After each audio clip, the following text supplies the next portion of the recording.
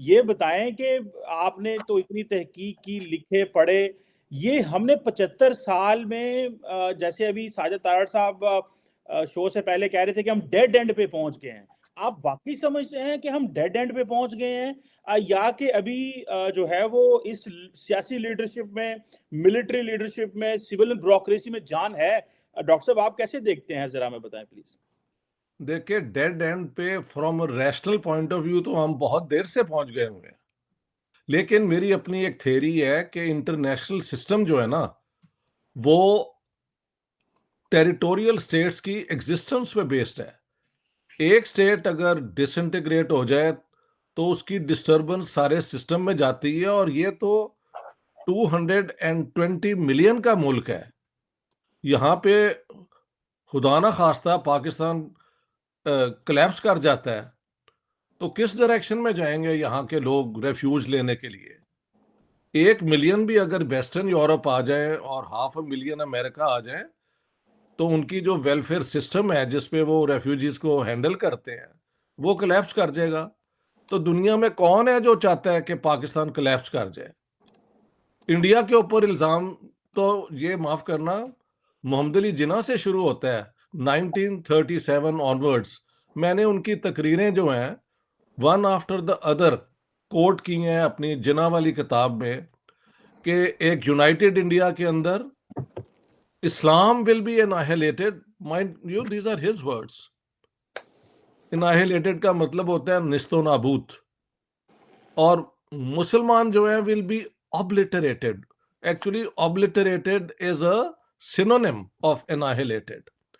इस डर के ऊपर, और ये प्रॉमिस के पाकिस्तान बनेगा तो पता नहीं 7वीं सदी की जो वैल्यूज हैं हम वापस ले आएंगे, और पता नहीं क्या क्या अवाम को मिलेगा।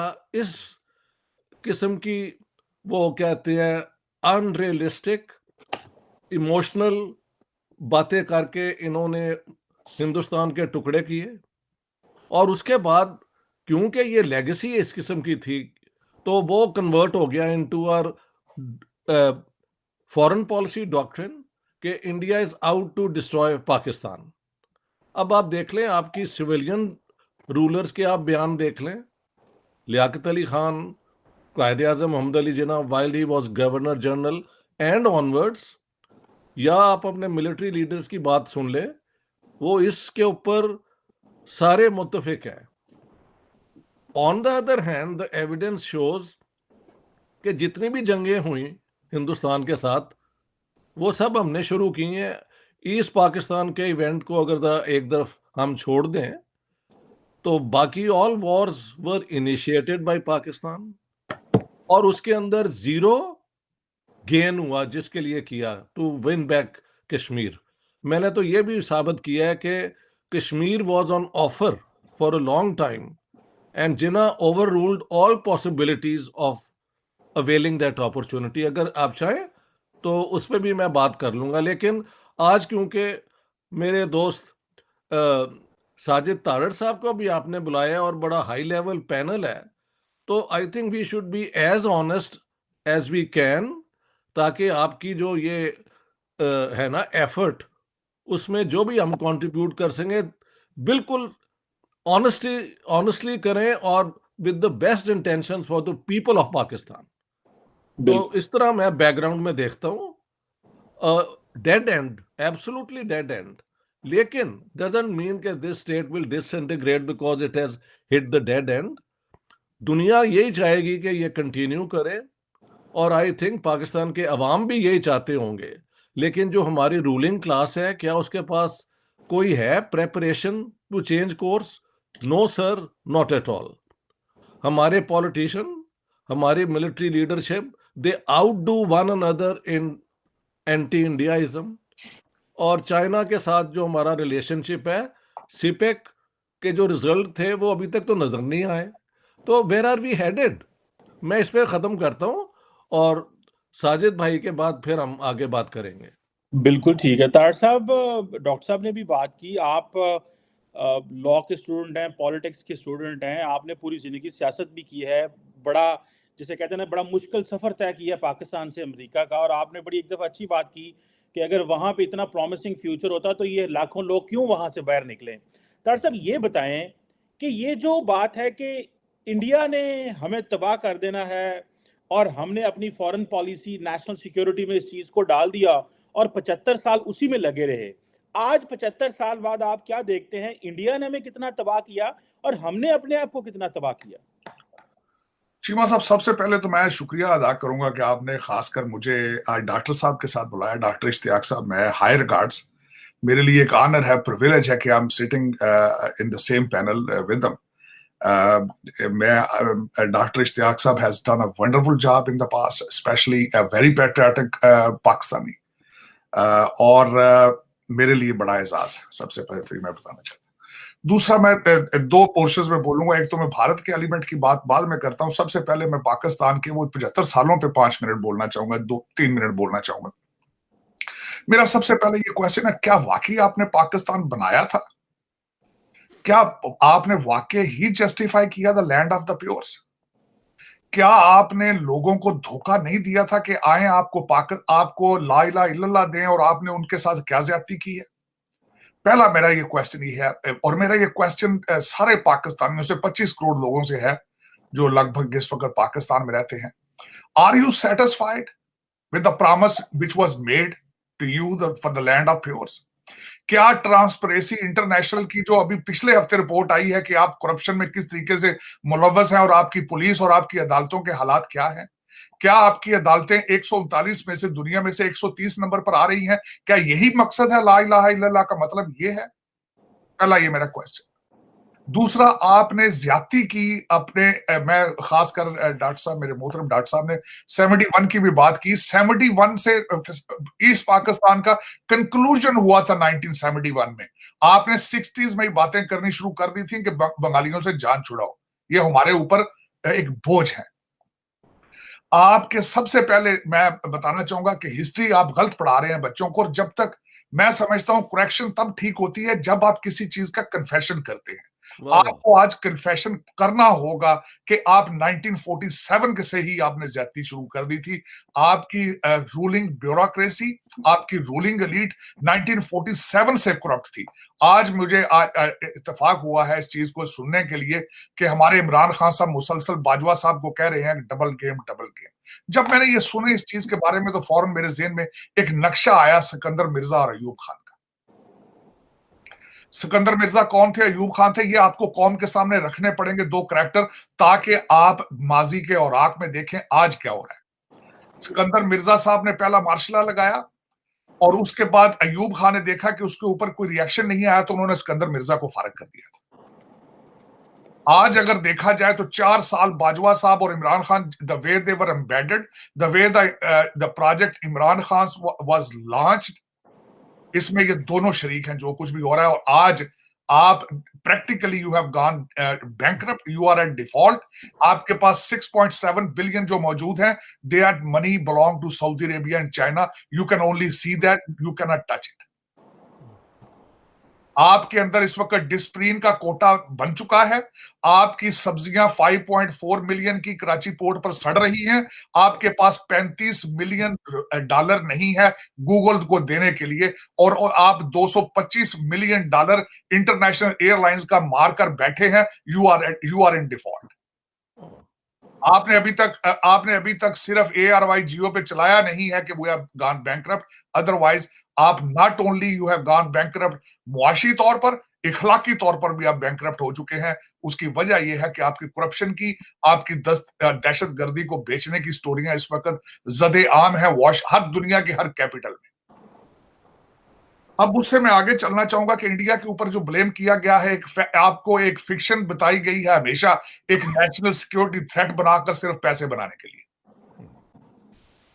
मैं सेकंड करूंगा डॉक्टर इश्तियाक साहब की बात का कि, और इसको सिर्फ मैं डॉक्टर इश्तियाक साहब की बात नहीं करूंगा, आज कोई भी देखने वाला अगर हमें चैलेंज करना चाहता है तो यूट्यूब पे जाए। असगर खान साहब, who was air marshal of the Pakistan air force, he said in his statement कि every war has been started by Pakistan. Right. हर जंग आपने शुरू की और हर जंग आपने हारी। This is not the we are talking about here. This is on YouTube. और उसके बाद आपने कश्मीर का एक मुद्दा खड़ा रखा सारी जिंदगी, ताकि आप डिफेंस के बजट को आप निचोड़ सकें, आप इस कौम के खून के साथ अपनी जो है वो भूख मिटाते रहे।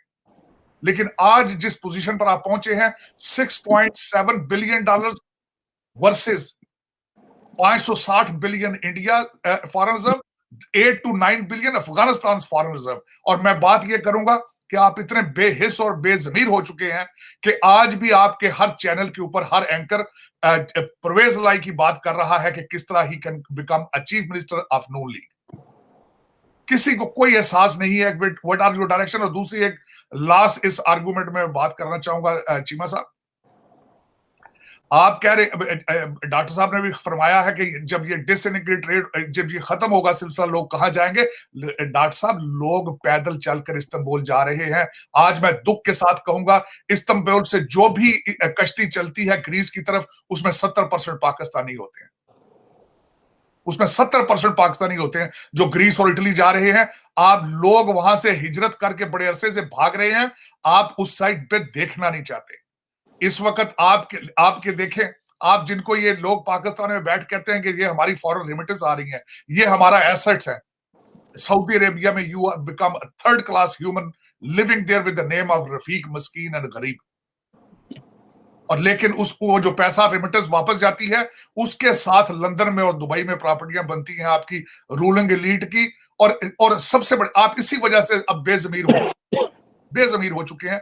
और आज किसी के माथे पर कोई बल नहीं है कि what is going on in Pakistan. और आज मैं बल्कि इसको आखिरी चीज ये कहूंगा कि now it's too late to do anything. Basically बात मोरालिटी की है, बात नेशनलिज्म की है। Nations can not survive without nationalism. मुझे वो नेशनलिज्म किसी पाकिस्तानी में नजर नहीं आ रहा। इसमें एक बात मैं करना चाहता हूं, मतलब साजिद तारड़ साहब ने जो इतनी इलेबोरेशन की है, इसमें मजीद कि वाकई आपको पेट्रियटिज्म, नेशनलिज्म जो नॉर्मली डिफाइंड होती है ना, कि अपनी धरती से प्यार, वो कभी पहले दिन से नहीं था जब इन्होंने ये मुल्क बनाया था। बल्कि जिस धरती में हमारे बुजुर्ग पैदा हुए, मजहब जो मर्जी हो गया, उसको हमने खुद तोड़ा। चलो हो गया, हिस्ट्री में इस किस्म के मुल्क बन जाते हैं। और जाते वक्त एक इलेबोरेशन कर दूं, पाकिस्तान तो अंग्रेजों ने बनाया था, ये सोच के कि हम एक, और मैंने कोट किया है लेफ्टिनेंट जनरल फ्रांसिस टकर को, sir Francis Tucker, he was head of the eastern command.